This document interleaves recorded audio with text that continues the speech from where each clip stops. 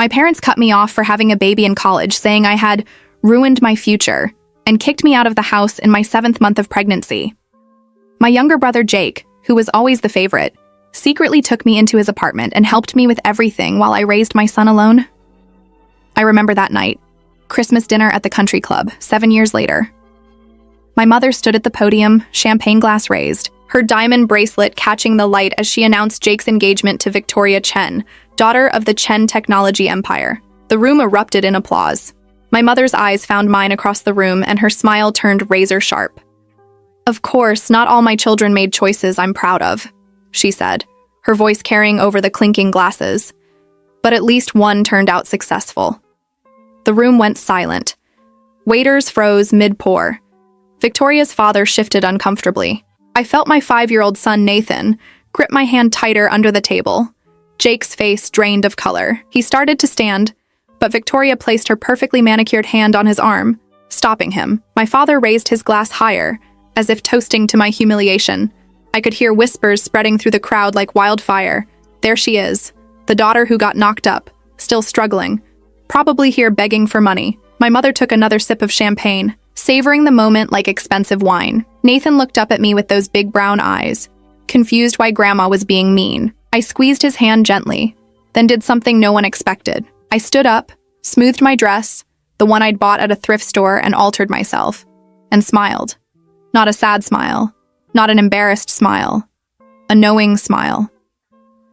"Thank you, Mother, for that touching speech," I said, my voice steady and clear. The room's attention snapped to me. "I appreciate you reminding everyone here about the choices I made." I reached into my purse and pulled out a manila envelope, holding it up for everyone to see. "Since we're sharing family news tonight, I have an announcement too." My mother's face twitched, just barely, but I caught it. That flicker of uncertainty. Jake was staring at me now, his expression unreadable. I walked toward the podium, heels clicking against the marble floor, every eye in that room following me. My mother's fingers tightened around her champagne flute. She had no idea what was coming. None of them did. Because while they'd spent 7 years treating me like the family embarrassment, I'd been building something they never saw. And tonight, in front of their precious social circle, they were about to find out exactly what their discarded daughter had become. I placed the envelope on the podium next to my mother's champagne glass. Her perfectly applied lipstick couldn't hide the tightness in her jaw. "What is this?" she hissed under her breath, but her microphone was still on. Everyone heard the edge in her voice. "Just some documents," I said calmly. "Nothing to worry about." I turned to face the crowd. 7 years ago, my parents made it very clear that I was no longer part of this family. They cut me off, kicked me out while I was 7 months pregnant, and told everyone I'd ruined my life. I paused, letting that sink in. What they didn't tell you was that my brother Jake defied them. He took me in, helped me with Nathan, paid for my medical bills, and never asked for anything in return. Jake's eyes widened. Victoria's grip on his arm loosened slightly. My father stood up from his seat, his face reddening. "Rebecca, this is not the time or place." "Oh, but it is, Dad," I interrupted. "Because you made it the time and place when Mom decided to humiliate me in front of 200 people. I looked back at my mother. "You want to talk about choices? Let's talk about yours." The room was dead silent now. Even the waiters had stopped pretending to work. Nathan sat at our table watching me with complete trust. That little boy had given me strength when I had nothing else. When Jake started helping me, he asked you both for one thing. Just to acknowledge Nathan as your grandson. To let me come to family dinners. You refused. You told him if he continued supporting me, you'd write him out of the will. I pulled out my phone and held it up. "He recorded that conversation, Mom. Would you like me to play it?" My mother's face went white. "You're blaming us for your mistakes?" "I'm not done," I said, my voice cutting through hers like a knife. "Jake chose me anyway. He helped me finish my degree while working full-time. He babysat Nathan while I studied for the bar exam. Yes, the bar exam. I'm an attorney now, Mother, specialized in family law and corporate litigation." Murmurs rippled through the crowd. Mrs. Patterson, one of my mother's closest friends, leaned forward in her seat. Mr. Chen, Victoria's father, was watching me with undisguised interest now. "But here's where it gets interesting," I continued. 3 years ago, Jake came to me with a problem. He'd discovered something about the family business, Morrison Real Estate Holdings, something that kept him up at night. I opened the envelope and pulled out the first document. He found out that Dad had been using company funds to pay off a mistress.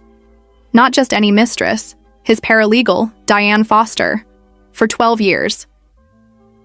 The room exploded. My father lunged toward the podium, but Jake stood up, blocking his path. "It's true, Dad," Jake said quietly. "I found the bank transfers. The apartment you bought her in the city. Everything." My mother's champagne glass slipped from her fingers, shattering on the floor. She stood frozen, staring at my father with an expression I'd never seen before. Pure, unadulterated betrayal. "Wait, there's more," I said, pulling out another document. "Mom, remember how you always bragged about your charity work? The Morrison Foundation for Underprivileged Youth? Turns out you've been skimming donations. $247,000 over the past 6 years, funneled into your personal shopping accounts." My mother's mouth opened and closed like a fish. That's a lie. You fabricated those documents." "Actually, they're from your accountant, Harold Chen," I said, looking directly at Mr. Chen. "Yes, Victoria's uncle. He came to me 6 months ago with concerns about the foundation's books. He's been cooperating with the IRS investigation ever since." Mr. Chen's face hardened. He stood up slowly, his eyes locked on my parents. "Is this true, Richard? Patricia?" My father couldn't meet his gaze. My mother grabbed the podium for support. "The IRS will be filing charges next week," I continued. "Tax fraud, embezzlement, and several other charges I won't bore everyone with tonight. The Morrison Foundation is being dissolved, and all assets are being seized. Your accountant has already testified against you in exchange for immunity." Victoria stood up, her face pale. "Mr. Chen, I had no idea. We need to leave," Mr. Chen said firmly, taking his daughter's arm. "Jake, I suggest you distance yourself from this situation immediately." Jake looked at me, then at Victoria, then at our parents. "I already have, sir. 3 months ago, I transferred all my assets out of the family accounts. Rebecca helped me set up my own business, Morrison Independent Consulting. It's doing very well." My mother finally found her voice. "You ungrateful little, after everything we've done for you." "Everything you've done?" I said, my voice rising for the first time. "You threw your pregnant daughter out on the street. You told Jake you'd disown him for helping me. You spent 7 years pretending Nathan didn't exist." I walked back to our table and put my hand on Nathan's shoulder. "This little boy is brilliant. He reads at a 3rd grade level already. He's kind, funny, and resilient. And you've missed every single moment of his life because you were too concerned with your reputation." Nathan looked up at me, then at his grandparents. "Mommy, why is Grandma crying?" "Because she's realizing what she lost, baby," I said softly. My father stepped forward, his face a mask of rage. "You planned this. You orchestrated this entire thing to destroy us." "No, Dad," I said. "You destroyed yourselves. I just documented it. I gathered up the papers and put them back in the envelope. Jake will be testifying at your trial. So will I. And so will Uncle Harold, Diane Foster, and about 15 other people who are tired of covering for you." The guests were already standing up, gathering their coats, whispering frantically to each other. My parents' social circle was disintegrating before their eyes. Mrs. Patterson walked past without making eye contact. The Johnsons practically ran for the exit. Even the club manager appeared, looking uncomfortable. "Mr. and Mrs. Morrison," he said quietly, "I'm going to have to ask you to settle your account tonight. The club's board has decided to suspend your membership pending the outcome of these allegations." My mother collapsed into a chair, her carefully constructed world crumbling around her. My father just stood there, staring at me with something between hatred and disbelief. Jake walked over and stood beside me. "We should go," he said quietly. I nodded. I picked up Nathan, who wrapped his arms around my neck. As we walked toward the exit, I stopped next to my mother one last time. "You were right about one thing, Mom. I did make a choice 7 years ago. I chose to keep my son and build a life without you. That was the best decision I ever made." We left the country club to the sound of my mother's sobs and the flash of camera phones capturing the Morrison family's spectacular downfall. As we stepped into the cold December air, Jake squeezed my shoulder. "Are you okay?" he asked. I looked down at Nathan, then at my brother, the only family member who'd ever truly mattered. "I'm perfect," I said. And for the first time in 7 years, I meant it. The news hit social media before we even made it to Jake's car. My phone buzzed incessantly with notifications, screenshots of my parents' faces, videos of my mother's microphone catching her breakdown, Think pieces about nepotism and family wealth already being drafted by local journalists. Nathan had fallen asleep against my shoulder, exhausted from the drama he didn't fully understand. "They're going to come after you," Jake said as he drove through the empty streets. "Dad still has connections, lawyers, friends in positions of power. Let them try," I said. The adrenaline was starting to fade, replaced by a cold, calculated satisfaction. I have 3 filing cabinets full of evidence: bank statements, emails, recorded phone calls, testimony from 12 different witnesses. Harold Chen isn't the only person who's been talking to federal investigators. Jake glanced at me in the rearview mirror. "How long have you been planning this?" "Since the day you showed me those bank transfers," I admitted. 3 years, Jake. I spent 3 years building an airtight case while going to every single one of Nathan's school events, working 60-hour weeks at the firm and pretending I'd moved on. I stroked Nathan's hair gently. They thought I was too busy surviving to pay attention. That was their first mistake. We pulled up to Jake's apartment building, the same one where he'd hidden me all those years ago. It looked different now. Smaller, somehow. I'd spent so many nights here, crying on his couch while Nathan slept in a bassinet made from a laundry basket. Jake had given up his bedroom, sleeping on that same couch for 8 months until I could afford my own place. Inside, Jake made coffee while I put Nathan to bed in the guest room. When I came back out, he was sitting at the kitchen table staring at his phone. "Victoria texted," he said quietly. "She wants to postpone the wedding. Her father's furious." "I'm sorry," I said, and I meant it. Jake had been genuinely happy with Victoria. He shook his head. "Don't be. If she can't handle this, then she's not the person I thought she was." He looked up at me. Her text said, "I can't be associated with this scandal. Not 'Are you okay?' or 'What can I do to help?' Just concern about her reputation." I sat down across from him. "You deserve better than that." "Yeah," he said with a hollow laugh. "Guess it runs in the family. Caring more about appearance than actual people." He rubbed his face. "God, Becca, when did they become such monsters?" "They always were," I said softly. "We just couldn't see it because we were on the inside. The golden children, remember? You were the son who'd take over the business. I was the daughter who'd marry well and produce perfect grandchildren at the socially appropriate time." I took a sip of coffee. I deviated from the script. That made me expendable. My phone rang. Unknown number. I almost didn't answer, but something made me pick up. "Hello? Rebecca Morrison?" A woman's voice, professional and crisp. "This is Sandra Kim from the U.S. Attorney's Office. I apologize for calling so late, but we've been monitoring the situation. Your parents attempted to access their offshore accounts approximately 40 minutes ago. All accounts have been frozen per our investigation." I felt a smile spreading across my face. "They're trying to run. They won't get far," Sandra assured me. "We have their passports flagged. If they attempt to leave the country, they'll be detained at the airport. I wanted to give you advance warning. We're moving up the timeline. Arrests will happen tomorrow morning instead of next week." "Thank you for letting me know," I said. After I hung up, Jake was staring at me. "Offshore accounts?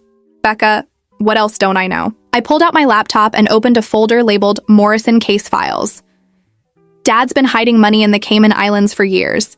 $3.7 million in untaxed income from real estate deals he never reported. Mom's charity fraud is just the tip of the iceberg. I turned the screen so he could see. There's also illegal property rezoning. Dad bribed city officials to change zoning laws so he could develop protected wetlands. That's federal environmental violations on top of everything else. Jake scrolled through the documents, his face growing paler. "How did you find all this?" "I'm very good at my job," I said simply. And when Harold came to me about the foundation, I started digging deeper. I hired a forensic accountant, a private investigator. I spent every spare dollar I had for 2 years building this case. I closed the laptop. They thought I was struggling, barely making rent. I let them think that. Meanwhile, I was making partner at one of the best firms in the state. You made partner? 6 months ago. They wanted to announce it, but I asked them to keep it quiet. I leaned back in my chair. I needed Mom and Dad to still see me as the failure, the struggling single mother they could look down on. It made them careless. Jake shook his head in amazement. "You played them. They played themselves," I corrected. "I just documented their crimes and handed the evidence to people who could do something about it. Everything that's happening to them now, they did to themselves." My phone buzzed again. This time it was a text from my boss, Martin Rodriguez. "Saw the videos? Impressive work. Client meeting tomorrow at 9. The Chen family wants to discuss representation." I showed Jake the text. "Mr. Chen wants me to represent him? He wants to make sure his brother doesn't implicate him in anything," I explained. "Harold only handled Mom's foundation. Mr. Chen runs a legitimate business empire. He's protecting his assets." I typed back a confirmation. "This is good. Really good. The Chen account could mean a 7-figure retainer for the firm. So while mom and dad lose everything, you're gaining their former business partner as a client? Poetic, isn't it? I said. We sat in silence for a moment, the weight of what had happened settling over us. Then Jake said quietly, I got a call too, from Morrison Real Estate. The board wants to meet with me tomorrow. They're discussing an emergency restructuring now that dad's about to be indicted. I raised an eyebrow. They want you to take over? Apparently, I'm the only Morrison they can legally put in charge since I separated my finances months ago. You helped me do that, remember? He laughed bitterly. They spent my whole life telling me I'd inherit the company. Now I'm getting it because they're going to prison. Are you going to accept? Jake was quiet for a long moment. I don't know. That company is built on their corruption. Every property, every deal, how much of it is legitimate? He looked at me. Would you help me figure that out? Officially, I mean, as my attorney. Yes, I said without hesitation. But Jake, if we do this, we do it right. We audit everything. If there are more victims of dad's schemes, we make it right. If properties were obtained illegally, we return them. The company gets rebuilt from the ground up. Clean. That could take years. It might even bankrupt the company. Then we'll rebuild something new, I said firmly. Something that isn't tainted by what they did. Something Nathan can actually be proud of one day. Jake nodded slowly. Morrison Independent Holdings. A fresh start. Exactly. My phone buzzed again, this time a news alert. Morrison Real Estate executives face federal charges. Breaking investigation reveals years of fraud. The article already had quotes from Harold Chen, the club manager, even some of my parents' former employees who'd apparently been waiting years to tell their stories about hostile work environments and financial manipulation. The narrative was forming in real time. The corrupt real estate moguls brought down by their own children. The daughter they abandoned who became their legal nemesis. The son who chose integrity over inheritance. It was already being called the Morrison scandal on Twitter, with hashtags trending nationwide. They're going to hate us forever, Jake said, reading over my shoulder. They already did, I reminded him. The only difference now is that everyone else knows why. I stood up and walked to the window, looking out at the city lights. Somewhere out there, my parents were probably still at the country club, or maybe they'd gone home to their mansion, the one that would be seized by federal marshals in less than 12 hours. I wondered if they were finally talking to each other honestly, or if they were already turning on each other, each trying to save themselves. I didn't feel guilty. I didn't feel conflicted. I felt calm, clear, justified. Becca? Jake's voice brought me back. Are you sure you're okay? This is still our parents. Despite everything, they stopped being my parents the day they threw me out, I said, turning to face him. They stopped being your parents every time they threatened you for helping me. We don't owe them anything. Not loyalty, not mercy, not silence. Jake nodded, but I could see the struggle in his eyes. He'd always been softer than me, more hopeful that they'd change. I just keep thinking about when we were kids, Dad teaching me to ride a bike, Mom making pancakes on Sunday mornings. They weren't always like this. Yes, they were, I said gently. We just didn't see it because it wasn't directed at us yet, but I guarantee there were other people they hurt along the way. Other people they looked down on, stepped on, destroyed. We were just protected because we were theirs. I walked back to the table and squeezed his shoulder. Now we're choosing to protect the people they hurt instead. That's who we are now. He covered my hand with his. When did you get so strong? When I had to be, I said. When it was either collapse or survive. And Nathan needed me to survive. I glanced toward the guest room where my son slept peacefully. Every time they refused to acknowledge him, every Christmas they didn't invite us to, every family photo he wasn't in, that made me stronger, harder, more determined. They created their own enemy, Jake said. Yes, I agreed. They did. The arrests happened at 6:14 in the morning. I know the exact time because Sandra Kim texted me a photo. My parents in handcuffs being led out of their mansion by federal agents. My mother wasn't wearing makeup. My father's hair was disheveled. They both looked smaller somehow, diminished without their usual armor of expensive clothes and practiced superiority. I was already at the office when the text came through. I'd been there since 4 a.m., preparing for the Chen meeting and drafting documents for Jake's transition to head of Morrison Real Estate. Nathan was at Jake's apartment with a babysitter, a trusted college student who'd been with us for 2 years. Martin knocked on my door frame. They're here. Conference room 3. Mr. Chen sat at the head of the table with Victoria and 3 other executives from Chen Technology. Victoria wouldn't meet my eyes.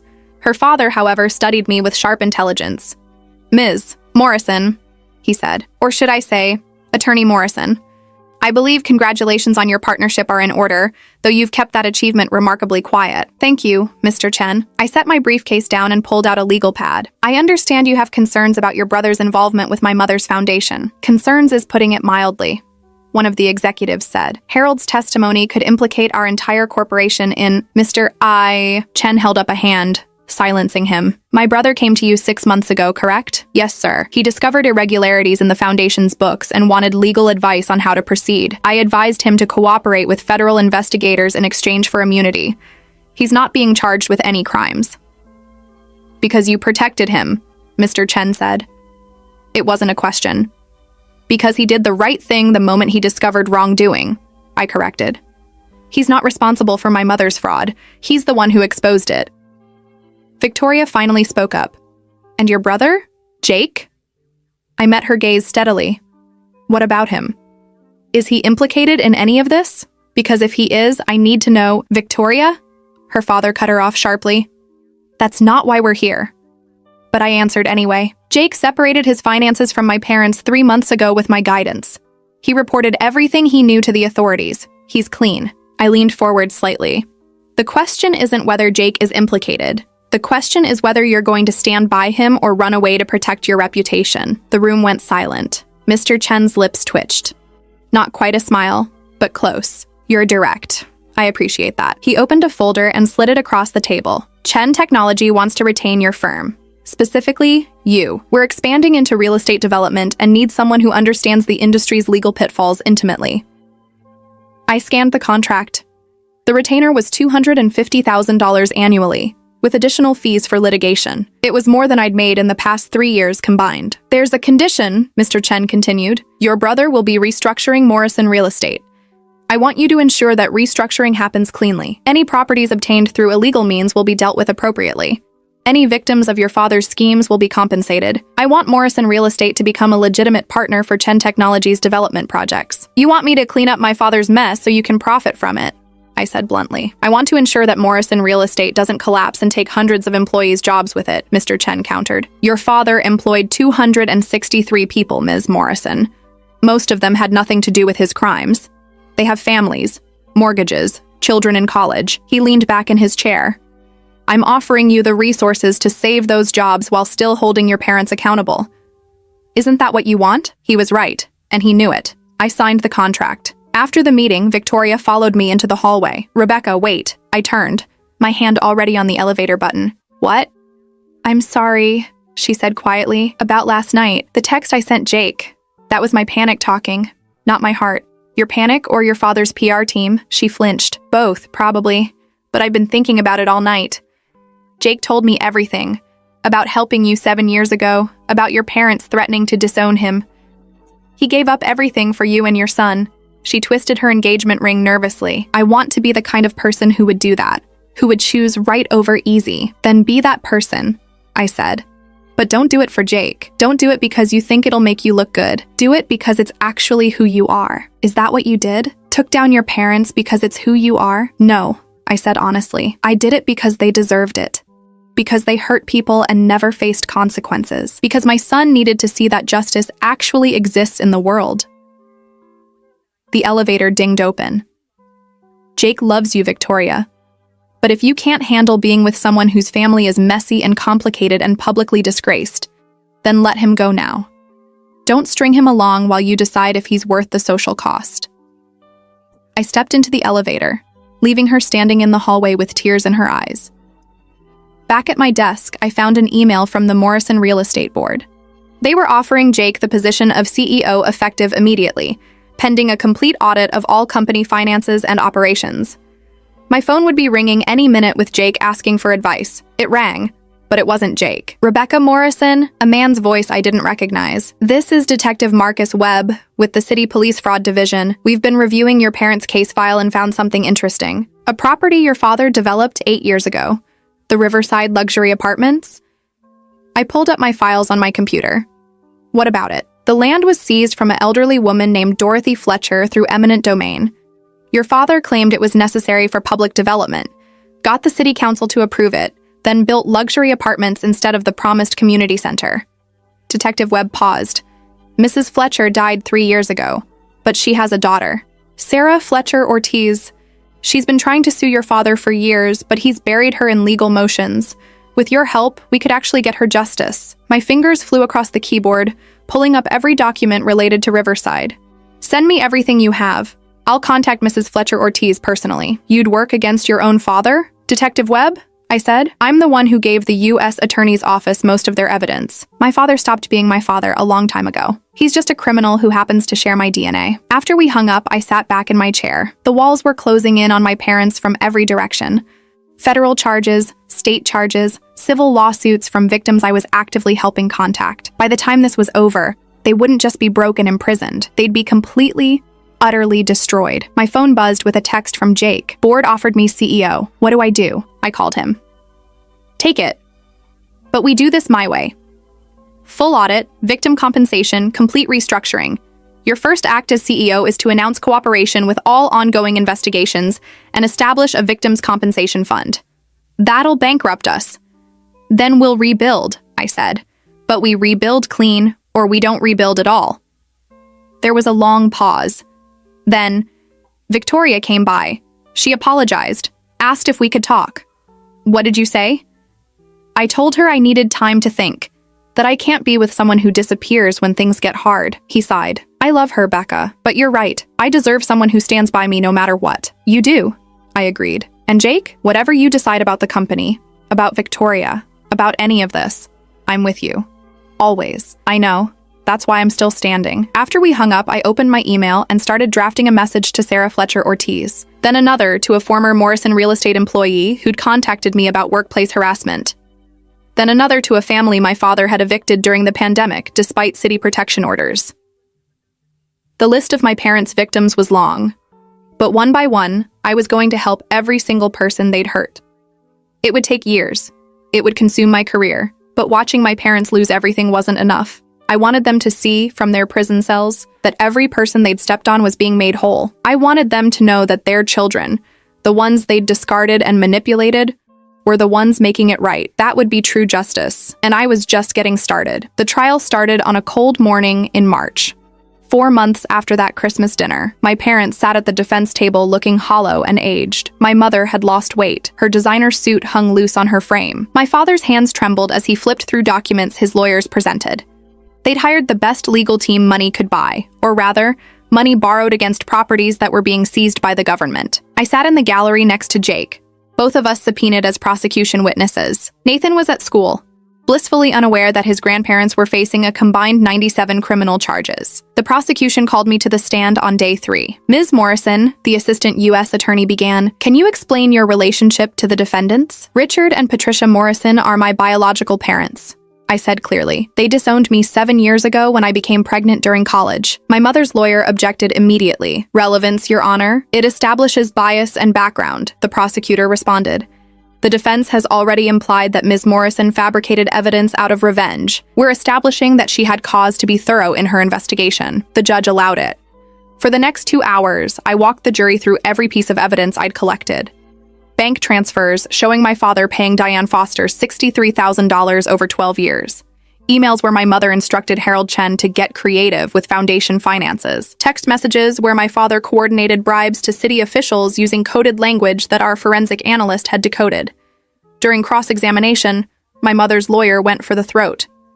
"Isn't it true, Ms. Morrison, that you resented your parents for cutting you off?" "Yes," I said simply. "And that this entire investigation was motivated by revenge?" "No. It was motivated by justice for their victims." I looked directly at the jury. If I wanted simple revenge, I would have leaked this to the press. Instead, I spent 3 years building an airtight legal case and cooperating with federal investigators to ensure a proper prosecution. You waited until Christmas dinner to expose them publicly. I exposed them at a public event where they chose to humiliate me in front of 200 witnesses. I corrected. My timing was strategic. Their cruelty provided the platform. The lawyer tried several more angles, but I'd been preparing for this moment for years. Every answer was precise, documented, unshakable. When I stepped down, I saw my mother crying silently, but I felt nothing. Jake testified next. confirming everything I'd said and providing additional evidence about the company's financial irregularities. When my father's lawyer suggested Jake was lying to inherit the company, Jake responded with devastating calm. "I already am CEO. The board appointed me after removing my father. I gain nothing from his conviction except peace of mind that he's being held accountable." The parade of victims was relentless. Sarah Fletcher Ortiz testified about watching her elderly mother lose her home and die heartbroken. Diane Foster testified that my father had threatened to destroy her career if she ever left him. Former employees described a workplace of fear and retaliation. City officials who'd accepted bribes testified with immunity, explaining exactly how my father had corrupted the development approval process. By week 2, my parents' defense was crumbling. Their lawyers tried to claim my father's affair was irrelevant to the financial crimes, but the prosecution demonstrated it showed a pattern of deception and misuse of company funds. They tried to paint my mother's charity embezzlement as accounting errors, but Harold Chen's testimony destroyed that narrative with forensic precision. I attended every day of the trial. I wanted my parents to see me there, calm and professional, working on my laptop during breaks, often on cases helping their victims file civil suits. Sometimes Nathan's drawings were in my briefcase, visible when I opened it. Small reminders of the grandson they'd rejected, the life they'd dismissed as worthless. The jury deliberated for 6 days. When they returned, I was in the courtroom with Jake and Nathan.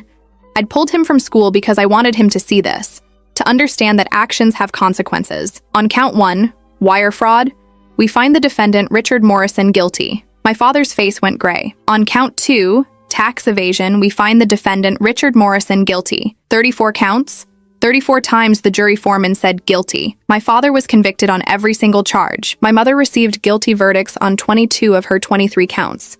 The jury couldn't reach consensus on 1 charge of obstruction, but it didn't matter. The sentencing hearing happened 3 weeks later. Sarah Fletcher Ortiz gave a victim impact statement that left half the courtroom in tears. So did 7 other victims. Jake read a statement about growing up watching his parents prioritize money over integrity and finally understanding that their love was always conditional. I didn't make a statement. I didn't need to. My work spoke for itself. The judge sentenced my father to 18 years in federal prison. My mother received 12 years. Both were ordered to pay restitution totaling $4.3 million, money they no longer had. The mansion was sold at auction. The cars were seized. My mother's jewelry collection, including that diamond bracelet she'd worn to my public humiliation, was sold to help fund the victim compensation program Jake and I had established. Morrison Real Estate was completely restructured. Jake hired a new executive team, implemented ethics training for all employees, and established an independent oversight board. We returned properties obtained through illegal means and paid settlements to 17 families my father had wronged. The company was smaller now, leaner, but legitimate. Chen Technology signed a development partnership agreement worth $12 million over 5 years. As for Diane Foster, she testified that my father had promised to leave my mother and marry her for years, but never did. She cooperated fully with prosecutors. She didn't go to prison, but her career in real estate law was over. She moved to another state to start over, 48 years old with nothing to show for 12 years of being someone's secret. My mother's charity friends abandoned her immediately. Women who'd lunched with her every week didn't return her calls from prison. The country club formally revoked their membership and removed their names from the donor wall. Social media was brutal. Think pieces about rich people who believe they're above the law, discussions about privilege and accountability, memes about the Christmas dinner takedown that went viral worldwide. But here's what gave me the most satisfaction. 3 months after their sentencing, I received a letter from my mother. It had been screened by prison officials, so I knew it was safe to open. It was 6 pages long, handwritten in shaky script. The first 4 pages were excuses. How my father had pressured her. How she'd been depressed. How the stress of maintaining their lifestyle had pushed her to make poor choices. Classic victim narrative from someone who'd spent her life stepping on actual victims. The 5th page was different. I understand now that we were wrong to cut you off. Nathan is a beautiful boy. I saw his picture in the newspaper article about Jake's charity work. He has your eyes. I laughed out loud reading that. Even now, even from prison, she couldn't just apologize. She had to make it about what she'd missed. What she'd lost. The 6th page was the kicker. Maybe when we're released, we could try to rebuild our relationship. You've always been so strong, Rebecca. I know you can find it in your heart to forgive us. Family is everything. I put the letter in my office shredder without responding. Family was everything. That's why Jake and Nathan and I had built a real one. Without them. 2 years after the trial, I stood in the lobby of Morrison Independent Holdings, the new name Jake had given the restructured company. The building was modest compared to my father's old headquarters, but it was paid for honestly. Photos lined the walls. Jake breaking ground on an affordable housing development, the executive team volunteering at a homeless shelter, Nathan at age 7 holding a giant check from the company's scholarship fund for single parents attending college. That last photo was Jake's idea. The scholarship was named after me. "You ready?" Jake asked, adjusting his tie. Today was the grand opening of Fletcher Community Center, built on the exact site where my father's Riverside luxury apartments had stood. Sarah Fletcher Ortiz had worked with us for 18 months to make her mother's dream finally happen. The apartments had been demolished, the luxury tenants relocated with generous assistance, and the property donated to the city for public use. "Almost," I said, glancing at my phone. Victoria was running late, as usual. She and Jake had reconciled 6 months after the trial, after she'd spent those months volunteering at legal aid clinics and proving she was serious about choosing character over convenience. They'd gotten married last summer in a small ceremony. Nathan had been the ring bearer. The community center was beautiful. Dorothy Fletcher's photograph hung in the main lobby next to a plaque describing how she'd fought for years to create a space where neighborhood kids could play safely. My father's name appeared nowhere in the building, but mine did, listed among the donors and board members who'd made it possible. Sarah found me before the ceremony started. "Ms. Morrison, I just wanted to thank you again. My mother would be so proud." "Call me Rebecca," I said. "And your mother should be proud of you.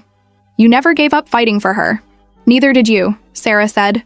"For your son, for your brother, for all of us." The ceremony was covered by 3 news stations and multiple online outlets, not because the Morrisons were scandalous anymore, but because it was a genuine human interest story. Former real estate empire makes amends. Sister and brother rebuild family legacy with integrity. Single mother attorney becomes community hero. I didn't feel like a hero. I felt like someone who'd simply refused to let bad people win. Nathan, now 7 years old, gave a short speech about how everyone deserves a safe place to play. The crowd loved him. Afterward, he ran to me with his certificate for participating. "Did I do good, Mom?" "You did perfect, baby," I said, kissing the top of his head. Jake joined us with Victoria. "Chen Technology just confirmed," he said. "They want to partner on the West Side development. Low-income housing with mixed retail. Should create about 300 jobs. And Chen is putting up 60% of the funding," Victoria added. "My father says you've changed the industry conversation. Other developers are watching what Morrison Independent does and following suit." That night, after Nathan was asleep, I sat in my home office, the one I'd built in the house I'd purchased with my own money, earned through my own work. My partnership had become a senior partnership. I'd argued 14 cases in the past 2 years, won 13, and built a reputation as someone who took on powerful people without fear. My mother had written 3 more times from prison. I'd shredded every letter. My father had written once, "I never meant for things to end this way. I was providing for our family." I'd sent that one back marked "Return to Sender." They'd been model prisoners, apparently, both eligible for early release after serving 2/3 of their sentences. My mother in 8 years, my father in 12. They'd be elderly by then, broken, forgotten by the social circle they'd valued so much. I felt no guilt about that. None. What I felt was satisfaction. Deep, bone-deep satisfaction. Every time I tucked Nathan into bed in our safe, stable home. Every time Jake called to celebrate another ethical business victory. Every time a victim of my parents' greed contacted me to say the compensation fund had helped them rebuild their lives. My phone buzzed with an email from the U.S. Attorney's Office. They were investigating another real estate developer for similar crimes and wanted my expertise as a consultant. The cycle continued. Bad people doing bad things, and me documenting it all with cold, precise efficiency. Some people called me ruthless. Articles had been written about whether I'd gone too far, whether destroying my parents was really justice or just revenge dressed up in legal paperwork. Online commenters debated whether I was a hero or a villain. I didn't care. Those people hadn't been 7 months pregnant and homeless. They hadn't watched their brother risk everything to help them while their parents threatened him. They hadn't spent 7 years being treated like garbage while raising a beautiful child who deserved better grandparents than the ones he'd been stuck with. The truth was simple. My parents had made choices. They'd chosen money over integrity, reputation over family, cruelty over compassion. I'd simply made sure those choices had consequences. And I'd do it again. Every single time. Last month, Nathan asked me about his grandparents. He'd seen their photos in old family albums at Jake's house. "Why don't they come visit us?" He asked innocently. I'd knelt down to his level and said, "Some people make bad choices that hurt other people. When that happens, they have to face consequences. Your grandparents hurt a lot of people, including me and Uncle Jake, so they're not part of our lives anymore. Did they hurt me too?" he asked. "They never gave themselves the chance to know you," I said. "And that's their loss because you're the most amazing person I've ever met." He'd hugged me tight and said, "I'm glad I have you and Uncle Jake instead." "Me too, baby. Me too." Now, sitting in my office, I opened my laptop and pulled up the file for the new case. Another developer exploiting vulnerable families. Another chance to hold powerful people accountable. The work never ended. There were always more victims who needed someone to fight for them. More bad people who thought they were untouchable. They weren't. I'd proven that, and I'd keep proving it. Case after case, year after year, until Nathan grew up in a world where he understood that justice wasn't just a concept. It was something real people fought for and won. My parents had cut me off, thrown me away, treated me like a shameful secret. They'd expected me to disappear, to fail, to prove them right about me ruining my future. Instead, I'd become their worst nightmare, successful, powerful, and completely unwilling to forgive. And I'd never been happier.